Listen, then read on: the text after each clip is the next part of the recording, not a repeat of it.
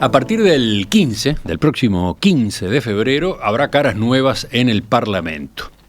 Y una de ellas es conocida por la mayoría de ustedes. Se trata de Julieta Sierra, que integra las tertulias de En Perspectiva, y con 30 años de edad asumirá una banca en la Cámara de Representantes por el Movimiento de Participación Popular. Nacida en Fraiventos, cuando tenía 20 años, en 2014, Julieta comenzó a militar con los llamados Gurises MPP, la juventud del sector fundado por José Mujica. A los 22 dio un salto grande, porque ingresó a la dirección nacional del MPP. Desde entonces ha ido ganando notoriedad, entre otras cosas con videos que subía a las redes sociales del sector, en los que editorializaba respecto a temas de la actualidad política. En paralelo, cursaba la licenciatura en Comunicación en la Universidad de la República, una carrera que está a punto de terminar. Ahora le tocará ser la diputada más joven de su grupo y la mujer más joven en la Cámara. ¿Qué expectativas tiene en este nuevo papel? ¿Cuáles van a ser sus prioridades? Vamos a conocerla un poco más, vamos a conversar con Julieta Sierra en los próximos minutos. Julieta, bienvenida. Hola, qué raro estar acá sola en esta mesa contigo, Emiliano, y sin mis tertulianos. Faltan otros 3, ¿no? Los otros 3 micrófonos están vacíos, qué raro. Le mandamos un beso a Martín Moraes, que me escribió temprano, deseándome éxitos, que estaba atento. Ah, bueno. Es tu gran compinche de las tertulias, sí, ¿no? Sí, le dije, extraño tu mate por la patria con la cara de Wilson gigante. Pero sí, le mandamos un beso. Vamos a tu infancia, o a tu infancia y tus idas y venidas. Naciste en Fraiventos, decía yo, pero estás viviendo acá en Montevideo. ¿Cuándo viniste? En el 2014 me mudé por motivos de estudio. Nunca me desarraigué demasiado de Fraiventos hasta ahora, voy muy seguido. Me vine en 2014 por motivos de estudio y ahí me sumé a militar en la campaña. El año electoral siempre es un gran año para sumarse, es más divertido incluso para alguien que viene del interior y no conoce a nadie. Estás a punto de terminar la licenciatura en Ciencias de la Comunicación en la Universidad de la República. ¿Por qué optaste por esa carrera? En realidad opté inicialmente por Ciencia Política. Arrancaste por otro lado. En la Facultad de Ciencias Sociales. Uh-huh. Después ya llevaba 3 años de la licenciatura y me empecé a anotar en materias selectivas de comunicación uh-huh. como estudiante de Ciencias Sociales, y llegó un punto donde ya no tenía más materias electivas en comunicación para hacer y seguía buscando, y ahí me di cuenta que en realidad lo que me gustaba, o donde me sentía cómoda y lo que disfrutaba también, porque creo que el estudio también debe tratarse de un disfrute de lo que uno lee, incorpora, analiza, uh-huh. reflexiona, estaba haciendo en comunicación. Y ahí es que me cambió a la licenciatura. ¿Pero tu idea era terminar siendo periodista? ¿Terminar siendo, comunicadora en radio, en portales, en televisión? ¿Cuál era el plan en ese momento? En realidad la mayoría de las materias que hice en comunicación son de la orientación en publicidad. Había un mundo ahí que me estaba fascinando, más en términos publicitarios, de cómo se comunica cada cosa, cómo engancha cada cosa, y también en términos teóricos. Nunca me visualicé en un medio de comunicación como periodista, sino era en ese entonces mucho más perfil bajo y más detrás de producción que dando la cara. Pero las vueltas de la vida, uh-huh. la vida misma. Tampoco me imaginaba ser legisladora. Estás a punto de recibirte. Sí. ¿Y ese título que va a quedar colgado ahí para el futuro alguna vez? Y no sé, es eso, mismo la vuelta de la vida. No tengo plan de, a mí... Yo odio el término carrera política, lo odio, y es algo que está como muy presente en los lugares, en entrevistas, cuando se comparte con la gente. Es como, ahora arrancás como diputada y arrancás No, ahora voy a estar 5 años abocada a esta tarea, dándolo todo en esta tarea, trabajando día y noche por esta tarea, y después voy a ver, cuando termine este periodo, voy a seguir siendo joven, y eso implica, la idea es terminar la licenciatura, capaz empiezo curso otra licenciatura en estos años, no sé. ¿Cómo surgió tu vocación política? Mira, yo me crié en una familia de izquierda, bastante politizada, pero no tanto en términos partidarios, ajá. sino como de saber qué estaba pasando en el país. Mis abuelos sí habían militado en su juventud, pero no me crié en una familia militante. Pero sí con noción de es importante saber qué está pasando, estar informado. eso, de estar informado y no estar como por fuera de lo que sucede. Y en el 2014, cuando me mudo a Montevideo, tenía ganas de aportar al triunfo del Frente Amplio desde algún lugar. Eso se sumaba, como decía inicialmente, con mudarme a una ciudad enorme donde no conocía a nadie. Sabía que si iba a arrancar por algún lugar iba a ser el MPP. ¿Por qué? A ver, yo iba a preguntarte, ¿por qué, cuando te metiste en política, por qué elegiste al MPP? Y ahí sí hay un arraigo familiar. Mis abuelos en su juventud militaban en la 609. Después dejaron de militar cuando fueron padres, cuando fueron abuelos, sobre todo cuando fueron abuelos y se dedicaron más a criar a sus nietas.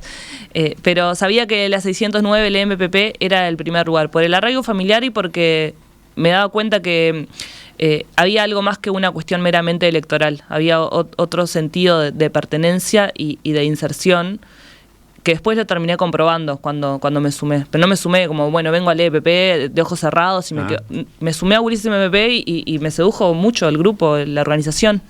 De esto capaz que hablamos un poco más a fondo dentro de un rato. Pero, y la mística. Ahí está. ¿Qué es el MPP? ¿Cómo definís tú el MPP? Que es un fenómeno político bastante amplio, controvertido, quizás gelatinoso. Sí, nos pegan por izquierda, por derecha. ¿Qué es el MPP, por lo menos para ti? Es un movimiento, como lo dice su palabra, y eso no es menor, porque que sea un movimiento, como refieren sus siglas, implica eso, implica amplitud, implica que no es un dogma, que no es algo que se pueda encasillar tan fácilmente. Ajá. Que esa pregunta es bastante habitual, porque buscan encasillarnos, bueno, ustedes tienen estas características y como una carta de presentación y se rigen, y eso no existe en el MPP. Sí, por ejemplo, hay una categorización que suele utilizarse, radicales y moderados, y muchas veces al MPP se lo coloca en radicales, ¿no? Y últimamente también en moderados en esta campaña. Entonces creo que ahí hay una cuestión de que no se puede encasillar. Y también... ¿Qué más? A ver, ¿qué más? Y es un movimiento además que no toma la bandera de la vanguardia de la izquierda, de hay que ir por acá y las masas nos siguen, sino que es parte, es mucho más pragmático, también es idealista y va acompañando las demandas de la gente con mucha inserción y con mucho laburo social y mucho laburo territorial fuera de las campañas electorales. Y esto no lo digo como una palmada en la espalda, porque obviamente también tenemos un montón de problemas como organización, también al ser bastante grandes, sino que el respaldo que se da en las urnas en octubre pasado, que fue histórico en nuestro país, también es porque hay un agrupamiento y se teje una red todo el tiempo de ser parte de un montón de cosas. Cualquier persona se puede sentir 609 en algo, en algún punto. Qué afirmación esa, ¿no? Sí, eso lo sostengo, porque justamente habla de la amplitud y de la pluralidad. Obviamente ahora van a estar diciendo, pero... En términos generales lo digo, el uruguayo promedio, el abanico en términos de oferta electoral, pero también de espacio para insertarse en el MPP es amplísimo, sin importar clase social, profesión, lo que sea. Estas respuestas que diste sirven porque al tiempo que recorremos tu vida política en esta entrevista, yo estoy tratando de encontrar claves del gran crecimiento que ha venido teniendo el MPP en los últimos años y que ahora en octubre, bueno, le permitió obtener, ¿cuántos? 8 de 16 senadores. Sí, 8. Y 36 diputados. 34 MPP, 2 más con el espacio 609. 36 de 48 diputados, ¿no? O sea, 3/4. Es impresionante, ¿no? 3/4 de los diputados son del MPP. La 609 fue la lista más votada en 17 departamentos, salvo Durazno y 33, y tuvo con respecto a la legislatura anterior un adicional, un crecimiento de 11 diputados, si mis números están bien, ¿no? Sí, es aproximado. Entonces me interesa que a lo largo de esta charla contigo vayamos, si es posible, encontrando dónde están los secretos de eso, ¿no?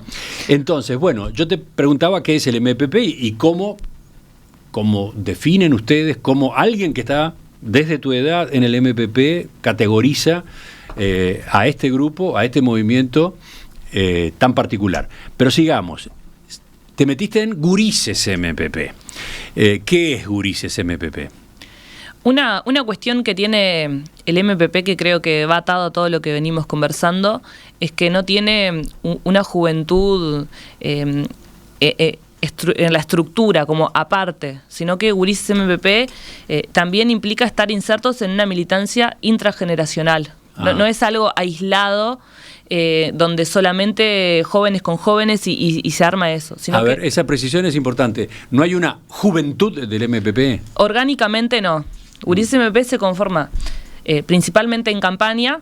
En campaña uno lo puede pensar como una estrategia incluso para generar dinámicas de jóvenes para jóvenes. Después hubieron un par de acciones que ahora desarrollamos un poco más, que hizo que trascendiera eso. Bueno, fue las clases de apoyo desarrolladas, pero no es un ámbito orgánico, sino que también los gurises MPP están, no puedo decir más estamos, ya hace bastantes años, pero están también insertos en otros espacios del MPP, que creo que hace que perdure también, porque es una incidencia real.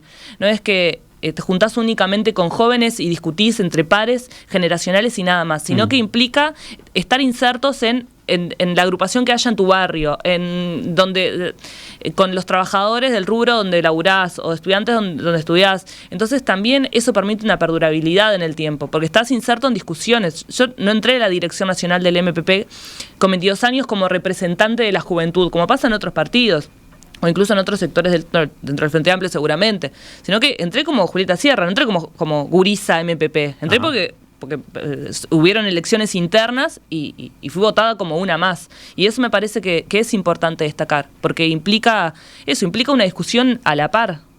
Bien, sigamos. ¿Qué hace Gurises MPP? De un tiempo a esta parte, en estos últimos años, tiene un vínculo social muy fuerte. El mayor auge, como decía recién, de este último tiempo fueron las clases de apoyo que se empezaron a desarrollar en 2018, siendo oficialismo. Había una demanda de recibir y también de dar clases de apoyo para preparar exámenes a estudiantes de secundaria y de UTU, y fue un poco una bomba que estalló en la cara porque se largó una mínima convocatoria y de repente habían cientos y cientos de gurises demandando. O sea, se dieron cuenta de que había una necesidad. El sistema educativo, sí, el sistema formal no estaba atendiendo. Sí, y por muchas cuestiones.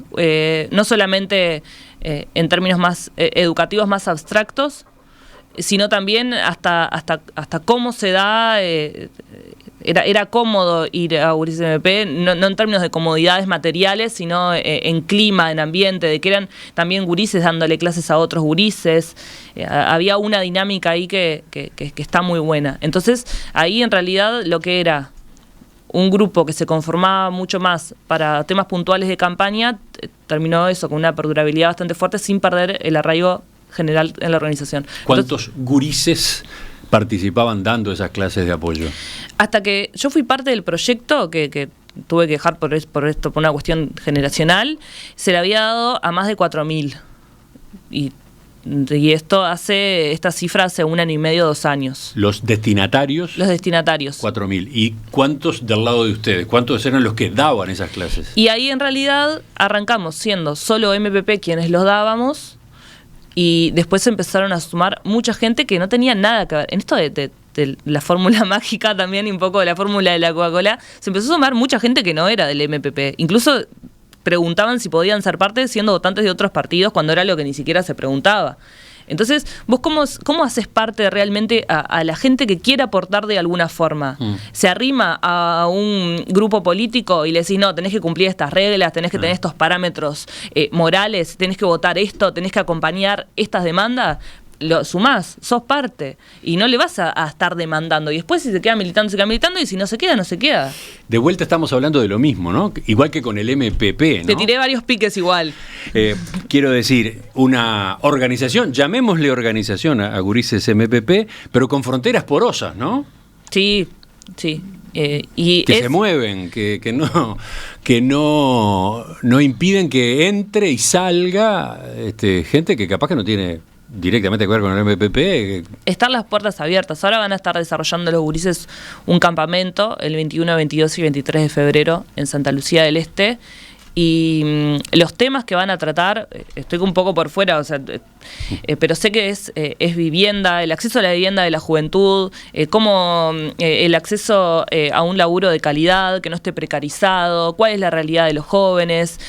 No es en la banalidad únicamente de decir, nos juntamos gurises y nos juntamos como a temas que generalmente se encasillan en la juventud, que es muy fácil también, sino que es, bueno, hablemos de verdad qué nos está pasando. Y creo que eso también ha ayudado al MVP, que habla busca instalar una discusión de demandas más reales. No es únicamente que por ser joven me tiene que interesar solo que se hable de lo que fue la regulación del cannabis, o que se hable de cómo se profundiza únicamente la agenda de derecho. Bueno, ahí es importante, no quiero minimizarlo, pero hay otras cuestiones que también están atadas, sobre todo a la juventud, que en los desempleados el 40% son menores de 30 años. Uh-huh.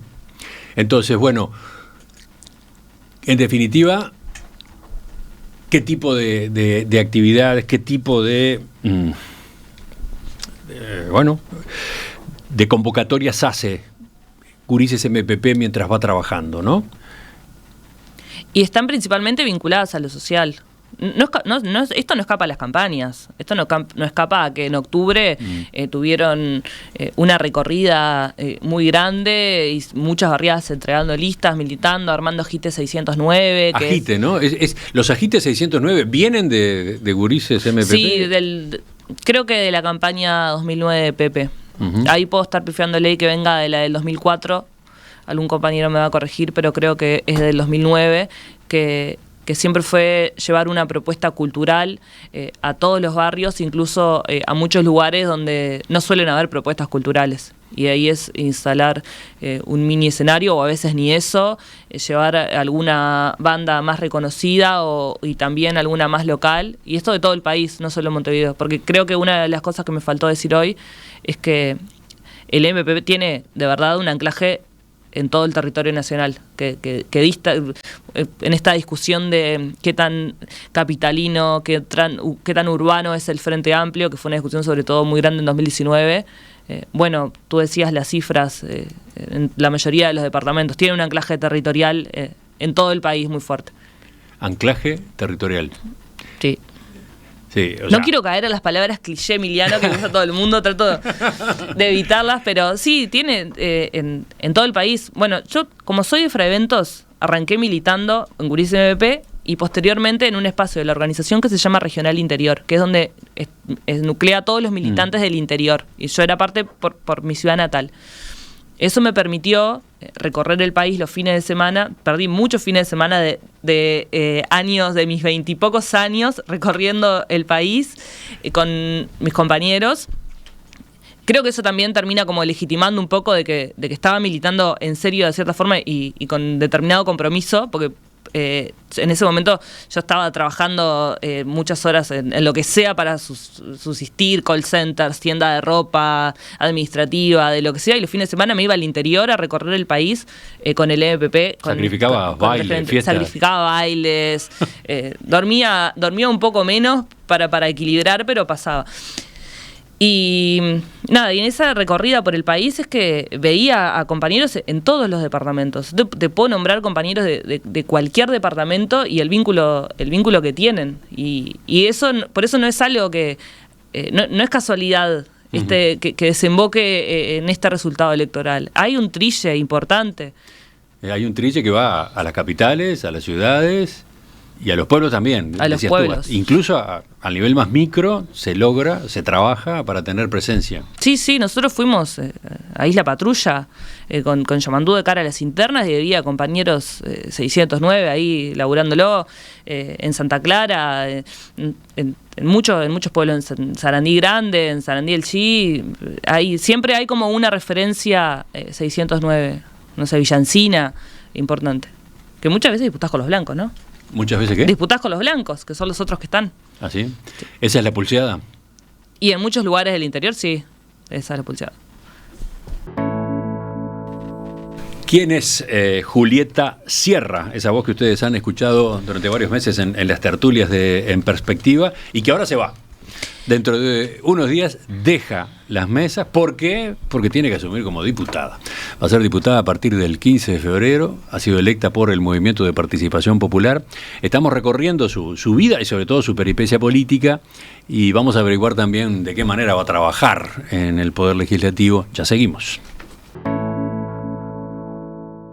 Una de las caras nuevas que habrá en el Parlamento a partir del 15 de febrero es Julieta Sierra, que con 30 años de edad será diputada por el Movimiento de Participación Popular Frente Amplio. Muchos de ustedes la conocen de La Tertulia. Hoy estamos averiguando cómo ha sido su historia política, su vida también, pero sobre todo su militancia, los pasos que ha dado, con qué inquietudes llega al Poder Legislativo, en qué comisiones va a estar, cuáles van a ser sus asuntos prioritarios. Julieta, yo decía más temprano que ganaste notoriedad con videos. Sí. ¿No? Con una serie de videos que publicabas en redes sociales en los que opinabas sobre temas de la actualidad política. En un país de 3 millones de habitantes, el 20% de los niños y niñas son pobres. Ya son 3 años consecutivos en los que la pobreza en menores de 6 años aumenta. 3 años consecutivos en los que no se implementó ninguna medida real para proteger a nuestra población más vulnerable. Hay una clara relación del territorio donde esta situación se incrementa, ya que eso sucede en los barrios más pobres de Montevideo, los que se encuentran en los municipios A, D, G y F, y en el interior del país, en los departamentos de Artigas, Rivera, Salto y Cerro Largo. No es el único dato alarmante. Tristemente, la mortalidad infantil también va en aumento, con un incremento que nunca se ha visto desde que se tiene este registro. ¿Cómo fue aquello? ¿De dónde salió? Eso fue una definición de la organización, sobre todo de la unidad de comunicación. Uno va desarrollando estrategias comunicacionales para ver cómo llega el mensaje de la organización a la gente. Uh-huh.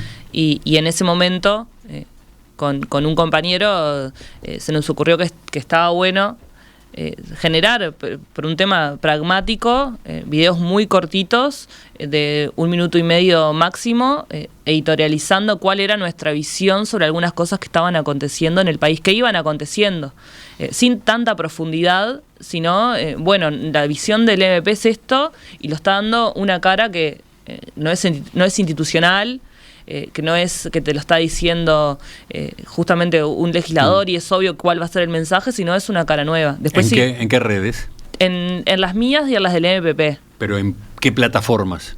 En Instagram y en TikTok. TikTok. Sí, alguna corría también por Twitter, por Facebook, pero principalmente en Instagram y en TikTok. Eso implicó también sumergir un poco en lo que es todo el mundo de TikTok, que a veces... ¿Te convence TikTok? No, me esfuerzo a que lo hago de forma forzada, porque en realidad ni siquiera es una cuestión de edad, porque hay personas de todas las edades en TikTok, por más que uno piense que es alguna cuestión de jóvenes, hay todo un submundo ahí. Y bueno, y uno, yo qué sé, trato de saber qué es lo que está pasando en cada red y cuál es la conversación que se va dando. De hecho, ahora a la que menos le estoy prestando atención es a Twitter. Estoy mucho más con las plataformas de un producto más audiovisual y que también por ahora tienen un sesgo un poco más amigable en términos de conversación pública y no es tan agresivo o tan negativo todo el tiempo. ¿Dónde te iba mejor? ¿En TikTok o en Instagram? Depende del video. En TikTok es más fácil lograr que llegue a más gente. La viralidad es más fácil en TikTok. Uh-huh. Te puede ir muy bien en uno y muy mal en otro. Eso lo define el algoritmo con su fórmula mágica.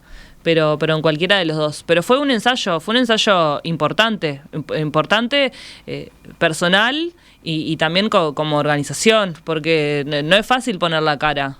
Muchas veces lo relativicé o lo subestimé, diciendo, bueno, me tocó a mí, yo qué sé, lo puede hacer cualquiera. Después siguieron otras compañeras más, pero no es fácil justamente por el ida y vuelta que hay. Opinar de política en general, cuando ves, sobre todo cuando ves una mujer joven, la agresividad puede ser muy grande y eso no es para cualquiera. ¿Te arrepentiste de algún mensaje, de algún posteo?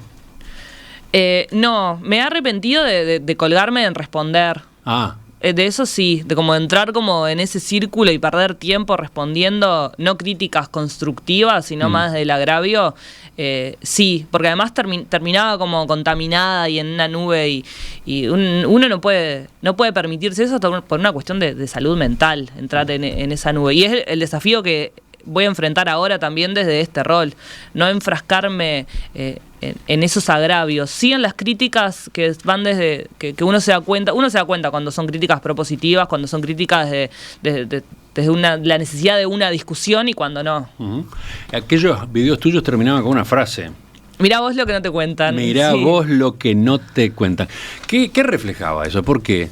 ¿Desconfianza de los medios de comunicación? ¿Qué había ahí? No necesariamente. Era marcar una postura frente a cosas coyunturales que iban surgiendo. No sé, me acuerdo cuando explotó todo lo de Astesiano, que hacíamos énfasis a lo que nosotros queríamos, que era custodia de presidencia, todos los antecedentes que tenía, el rol que no era un rol que en ese momento el gobierno intentaba minimizar como, bueno, no, está ahí, pero no tiene mucho. No, bueno, era el jefe de seguridad. Entonces, más que para los medios, era también como contrastar un poco el relato del gobierno saliente. No sé, me acuerdo de ese puntual, me acuerdo también de cuando se eliminó la tarifa básica de UTE, que decían, bueno, pero después va a haber una retribución. Bueno, acá hay personas que sobre todo estudiantes del interior, que están pagando 300, 400 pesos, que se le va, y podés minimizarlo y decir, después vamos a ver una retribución, pero para nosotros esto es importante. Entonces, no sé, ese tipo. Y así con bastante tema, demanda de falta de medicamentos en el interior,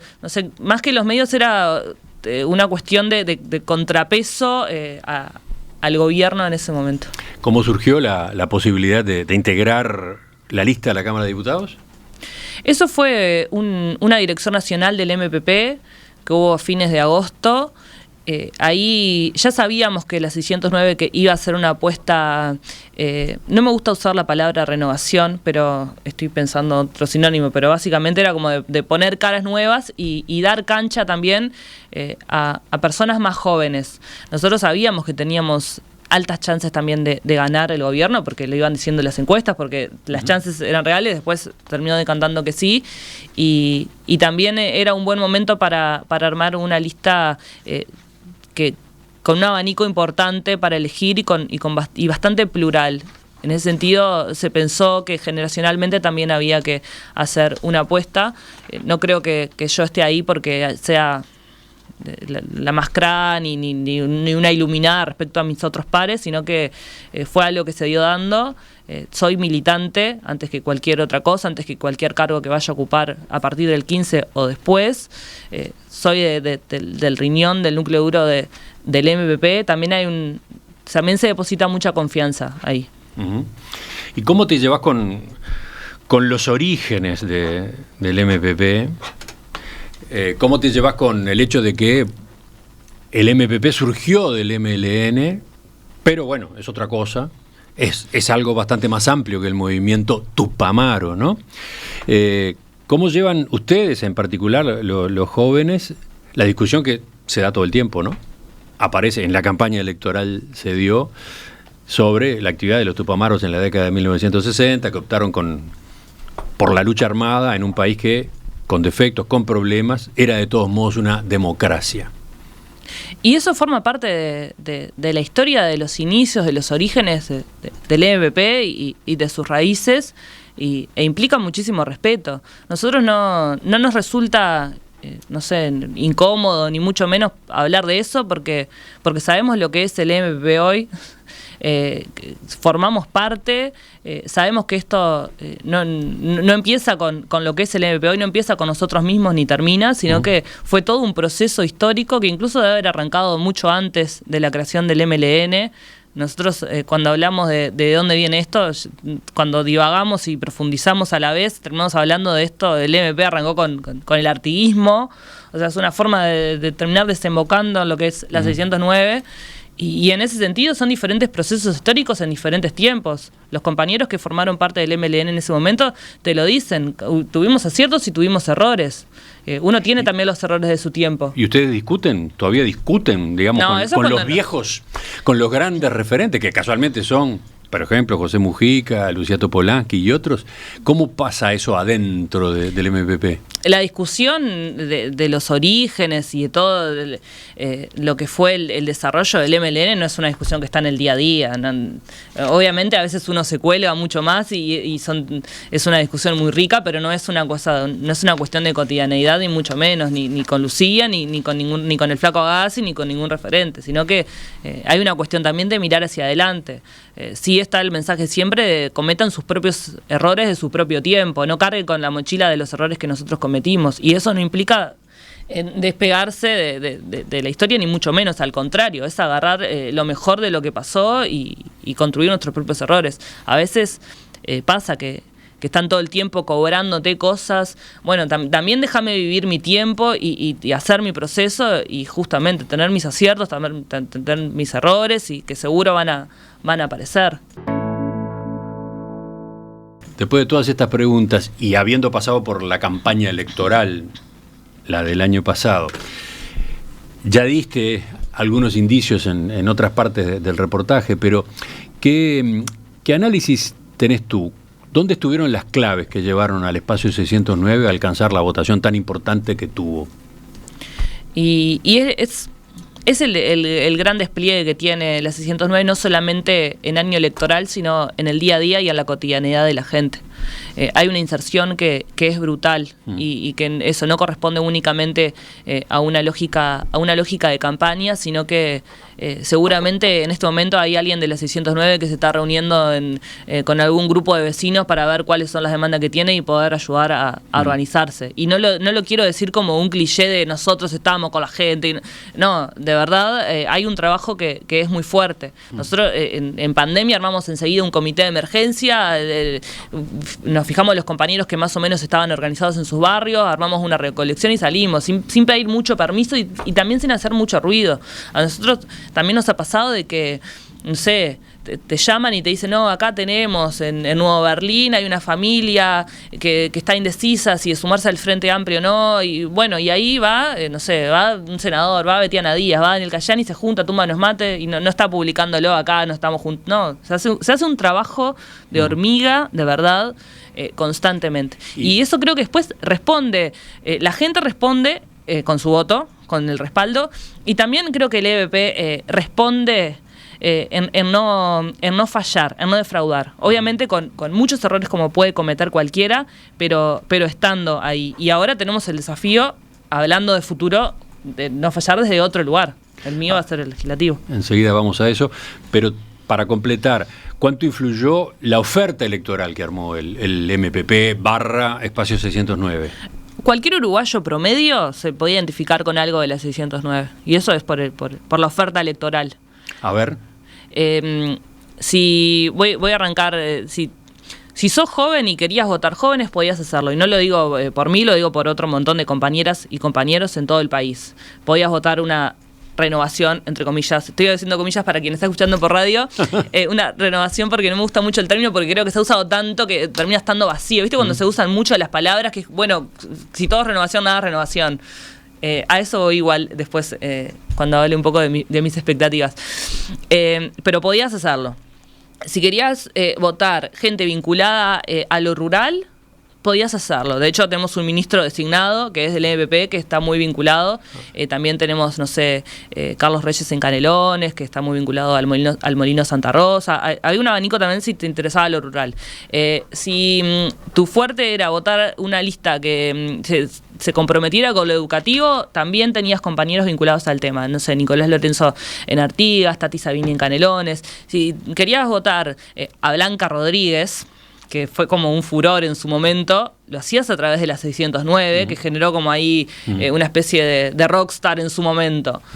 Y obviamente todo esto bajo el paraguas Pepe Mujica. Claro, con Mujica además como gran referencia, como gran imán, ¿no? Todo esto bajo el paraguas Pepe Mujica, que es una persona que más allá de que lo quieras o no lo quieras, podés reconocer que es consecuente y que lo predica lo que dice y dice lo que piensa, y así ha traído varios problemas que sea tan frontal y tan honesto.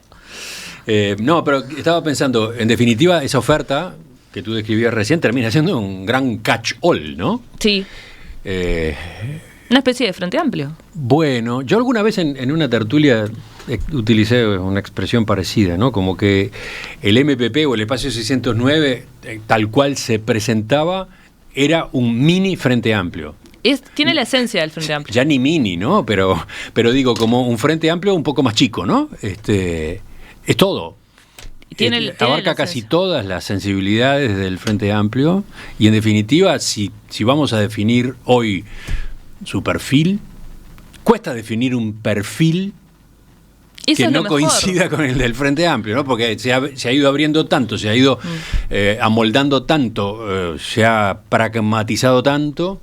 Eso es lo mejor porque permite que no te encasilles, que no te encasillen otros y que no se encasille uno mismo en es esto y punto. Y también te permite como, bueno, vamos a las acciones concretas en esto del pragmatismo, vamos a acciones reales, no quedemos divagándonos nosotros entre cuatro paredes, qué es lo que precisa la izquierda, qué es lo que precisa el país. Está bien, discutamos sí en profundidad qué es lo que se precisa, pero que esto esté siempre acompañado de un plan concreto. Nos pasó la pandemia, no sé, Cecilia Cairo, ahora la ministra designada de Vivienda, ha pasado todos estos 4 años de arriba para abajo por todo Montevideo juntando materiales para darle a personas que tenían problemas en su vivienda, de lluvia, juntando ropa. Es como, bueno, acompañemos la discusión política de un pragmatismo que permita estar aportando algo a alguien, a cambiarle la vida a alguien. Y creo que eso la gente termina notándolo. Votes o no votes 609. Enseguida nos enteramos o nos anticipamos a la Julieta Sierra diputada. Varios oyentes tratan de avanzar o redondear esa definición de lo que es el MPP, lo que es el Espacio 609. Hay mensajes que están interesantes. Elijo uno nada más. Dice, el MPP en términos históricos es el territorialismo herrerista, ruralista del 50 con los conceptos económicos del vallismo. Algo históricamente antagónico unido en un movimiento, dice. Pero te dejo esa para pensar. Sí, sí.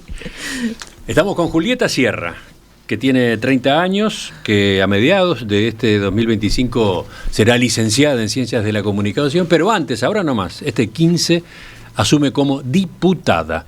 La diputada más joven de su sector, el MPP, no el legislador más joven, ¿no? Te ganan 2 por lo menos. Sí. Hay un colega tuyo del MPP, Joaquín Garlo va a asumir Garlo, en de marzo. Maldonado, que tiene 28. Le mandamos un beso, va a ser un gran legislador Joaquín Garlo. Y por fuera del MPP. Y por fuera cede Matías Duque, que hemos compartido algunos programas, que es del Partido Colorado. ¿Por dónde van a estar tus prioridades? ¿Cuáles son tus focos a la hora de definir tu agenda, digamos? Bueno, yo le quiero avisar a la audiencia que estoy un poco asustada con lo que se viene. Tampoco es como me lo tomo con liviandad, sino que estoy un poco asustada con lo que se viene. Pero estoy preparándome. Doy fe de ello. Obviamente me voy a equivocar muchísimo, pero estoy preparándome y me lo estoy tomando con la seriedad y la solemnidad que un lugar así implica. No tengo experiencia legislativa. Sé que hay gente ahí que está hace muchos años. Voy a estar atenta a evitar lo máximo que pueda el derecho de piso y el botijeo.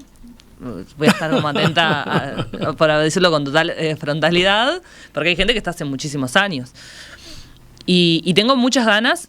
Estoy estudiando ya básicamente desde que resulté electa, principalmente desde que terminó el balotaje, para arrancarlo lo más formada posible. Ahí me parece que hay una cuestión clave, que es en esto de qué representa la 609 también, pero sobre todo más macro, que es cuáles son las demandas reales que hoy surgen en la gente. Y no quiero dejar de darle también un enfoque generacional. Creo que me corresponde también darle un enfoque generacional a todas aquellas cosas que preocupen. Por supuesto que va a haber una coordinación constante con el Poder Ejecutivo al ser oficialismo, y las prioridades tienen que estar en cómo se desarrolla una mejor calidad de vida para la gente. Y lo digo como un paraguas grande, pero en realidad creo que hay cosas que se pueden ir haciendo en la cortita. En mi caso, seguramente ahora se están cerrando como las comisiones. Probablemente me toque estar en la comisión de Hacienda. Nada menos. Nada menos. Es una de las que todo el mundo te dice que son de las más, las que requieren más preparación, más estudio. Son de las que trabajan absolutamente todo el tiempo, todo el mes, que tiene un funcionamiento como bastante riguroso y no quiero desmerecer las otras, ni mucho menos, ni es la idea, pero es una de las más importantes, sobre todo en la discusión presupuestal. Uh-huh. Eso implica una preparación importante. Y la elegí un poco porque quiero tomarme este desafío en serio. No quiero hacer la plancha hablando mal y pronto, ni nada, porque es una responsabilidad enorme que da la ciudadanía y lo tomo como tal, no lo tomo con liviandad. Entonces estoy como asustada, pero con ganas de pisar firme en ese sentido. Y no voy a venir acá y voy a decir, no, porque nosotros vamos a hacer esto. Voy a aportar seguro, quiero tomármelo con la honestidad que requiera. Creo que los principales problemas que afronta el país en este momento es que hay unas tasas de desempleo enormes, sobre todo en la juventud, por eso quiero dar ese encare generacional. Uh-huh. Ya estuvo en las prioridades del Frente Amplio en campaña y por consecuente van a estar en las prioridades, es cómo se generan puestos de trabajo para tener una primera experiencia laboral de calidad, porque una primera experiencia laboral puede ser determinante para tu vida, porque en todos lados te piden experiencia laboral a la hora de ingresar y bueno, para eso tenés que generar una primera y tiene que ser de calidad, estando en caja, no haciendo changas en negro. Uh-huh. Eso es fundamental. Y después hay otra cuestión también que es un acceso a la vivienda en términos generacionales. Hoy es imposible, cada vez es más difícil pensar en poder independizarte a una corta edad de tus padres. Hay un montón de cuestiones a pensar que es en lo que quiero que me mate el tiempo generando. Y para mí, hablando en serio, en este sentido, hoy jodía que voy a extrañar las tertulias y demás, pero para mí las tertulias fueron muy importantes en poder generar un diálogo e instalar una discusión fraterna con cualquier persona de cualquier partido. Y eso va a ser fundamental, porque después, más allá del laburo que cada uno haga como legislador, también estamos enfrentando como país una situación donde quieren mostrar que los políticos se están peleando todo el tiempo o que está todo totalmente polarizado. Y no creo que sea tan así. Creo que se pueden llegar a grandes cosas de común acuerdo. Y también quiero estar como tejiendo un poco por ese lado. Yo, para llegar a una propuesta que sea que beneficie a la gente, me siento a hablar con cualquiera y después que lo capitalice quien sea. No es mi prioridad. ¿Quién capitaliza después? Lo último, tú te has definido en algunas notas, en algunas presencias públicas como feminista popular. Sí. Brevemente, ¿qué quiere decir eso? Hay muchos feminismos, el movimiento feminista es muy diverso. A mí me gusta reivindicar un feminismo popular, primero porque para dejar claro que soy feminista, y después me parece que muchas veces los movimientos feministas, algunos terminan enfrascados en discusiones de cuatro paredes, encerrados, que terminan limitando la participación, justamente, que debería ser lo contrario, al ser un movimiento de las mujeres y de la gente en general, de acuerdo a cómo se les llega. Y que a veces, uno elige dónde priorizar y dónde enfatizar. Yo cuando hablo del término feminista popular también me gusta asociarlo mucho a una autora que dice: a veces se habla mucho del techo de cristal y muy poco del suelo pegajoso. Y entiendo que es importante que haya representación de mujeres en diferentes lugares. Es importantísimo que haya parlamentarias mujeres, que haya mujeres conduciendo ministerios en diferentes lugares. También tenemos que pensar que hay una desigualdad enorme que la padecen principalmente las mujeres más pobres, la del suelo pegajoso, y capaz a veces también tenemos que mirar un poco más ahí. ¿Y ese va a ser tema también de tu trabajo en el Parlamento? Sí, va a ser tema. Ahí yo he aprendido mucho estos años de Cecilia Cairo, que es la designada ministra de Vivienda, respecto a un trabajo enorme que ella ha hecho, un laburo social enorme que ha hecho con mujeres muy pobres. Bueno, ella fue coordinadora del plan Juntos y también que es un plan que beneficia principalmente a mujeres jefas de hogar, madres solteras. Y sé que junto a ella se puede armar un trabajo coordinado potente primero para no para acercar a las personas al feminismo, sino para que pierda un poco como este mito de que es algo únicamente para acceder a lugares o que es algo únicamente superfluo, sino que es mucho más profundo. Diputada electa Julieta Sierra. ¿Cómo te suena eso? Raro. Bueno, gracias por acompañarnos, gracias por venir hoy a la entrevista en perspectiva. Vamos a seguirte en esa carrera en el Parlamento a partir del otro sábado. Pero antes te vamos a despedir, ¿no? La semana que viene te tenemos en la tertulia. La semana que viene, todavía no sé qué día, pero estaré aquí presente como mi última tertulia, así que me van a tener que aguantar la catarsis, el duelo. Ha sido muy formativo la tertulia, de verdad, durante todo este año. Ha implicado tener que estudiar mucho por las noches el tema que se afrontaba al día siguiente o arrancar muy temprano. Ha implicado conocer muchísima gente, derrumbar un montón de prejuicios de gente que decía yo con esta persona no llegaría a nada en común y he llegado muchas veces, la mayoría, así que nada, fue una gran experiencia y creo que aportó muchísimo para el desafío que se viene. Vamos a ver qué tertulianos, qué contertulios te tocan en esa última mesa. Y cómo da. Me caen bien todos, increíblemente, así que no importa. Entonces nos reencontramos la semana que viene. Nos encontramos. Y después ya en otro lugar.